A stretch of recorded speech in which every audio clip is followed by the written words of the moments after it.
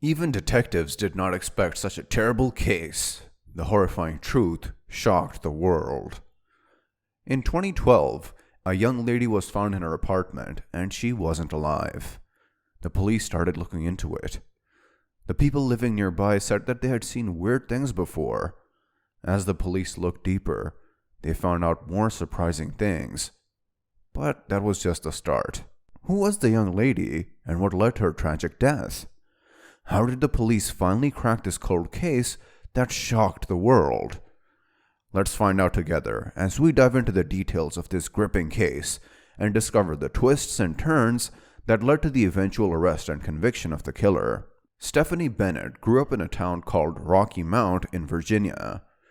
When she was little, her mom and dad decided to split up, but Stephanie's dad lived close by, so she visited him often. After some time, her dad got married again. Stephanie got a new stepsister named Diana. When Stephanie got older, she went to a college called Roanoke. It was a little far from her house.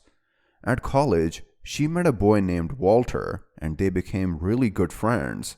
After they finished college, Stephanie moved to a city named Raleigh in North Carolina.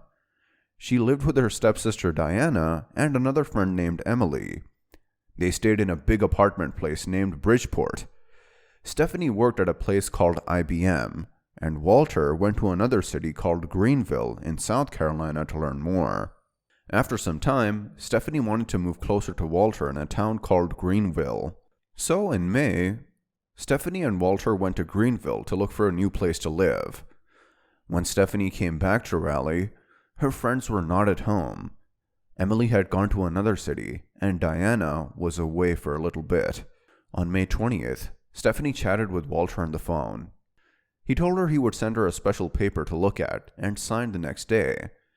But the next day, nobody could talk to Stephanie. She didn't pick up her phone, and she didn't go to her job. This was very strange for her. Walter was worried, so he called Diana.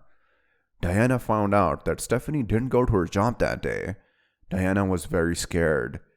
She sent a friend to check on Stephanie in their apartment, but nobody answered the door. So they asked the manager of the apartments to help open it. When they went inside, they found Stephanie, and she was dead. The police think someone came in through a window because there were leaves on the floor. Stephanie's home phone was hidden, and its wire was cut.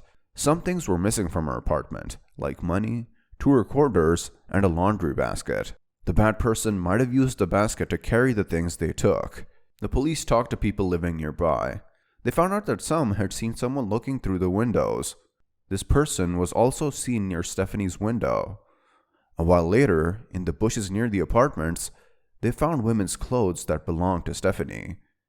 There was also a teenager who stole some of Stephanie's clothes, but he wasn't the bad person.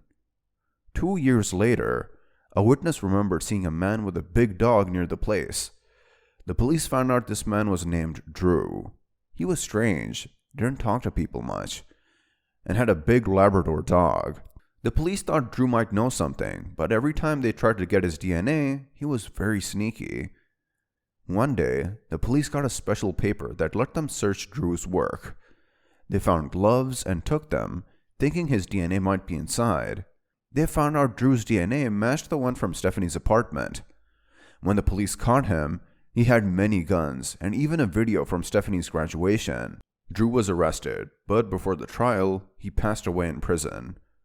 His mother was angry at the jail people, but the judge said they did everything right. The police believed Drew might have done other bad things before. Stephanie's dad tried to make the Bridgeport complex managers pay for not keeping the place safe. It's hard to know how many bad things Drew did, but the truth about Stephanie's case was found. In conclusion, Stephanie's sad story tells us how important it is to be safe and watch out for each other. The police worked hard to find out who hurt Stephanie, and they found Drew. Even though Drew couldn't go to court, finding him helped Stephanie's family feel a bit better. The story also shows that places where we live, like the Bridgeport complex, should make sure everyone is safe. Share your thoughts in the comments below.